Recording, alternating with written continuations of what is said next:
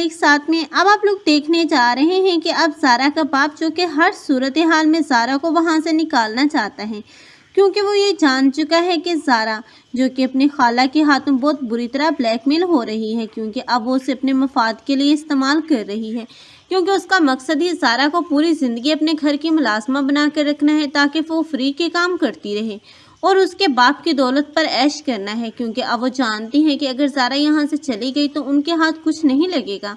अगर ज़ारा यहीं पर रही तो ऐसे ही चेक पे चेक आते ही रहेंगे और वो आराम से ऐश कर सकती है। लेकिन मुनीर है जो कि जानता है कि उसकी बीवी का लालच कभी नहीं ख़त्म होगा, इसलिए वो चाहता है कि वो ज़ारा की शादी हादी के साथ करवा दे।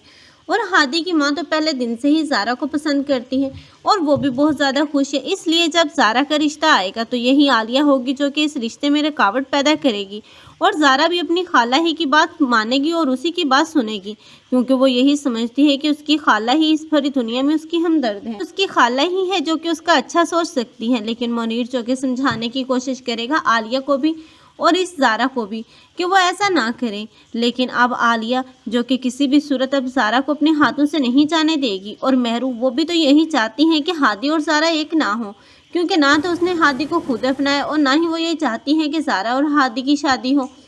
लेकिन बहुत जल्द ज़ारा है जो कि अब इस खाला की असलियत अपने कानों से खुद ही सुन लेगी, क्योंकि जब ये खाला अब अपनी बेटी से बातें कर रही होगी कि किस तरह उसने ज़ारा के रिश्ते से इनकार करवाया और वो क्यों ज़ारा की शादी नहीं होने दे रही, ये तमाम बातें सुनने के बाद उसे यकीन नहीं आएगा कि जिस औरत को वो अपनी माँ की जगह दे रही थी और समझती थी कि वही इस दुनिया में उसकी अपनी है, असल में तो वही उसकी दुश्मन बनी बैठी है और उसके बाप को दूर करने वाली भी यही औरत है।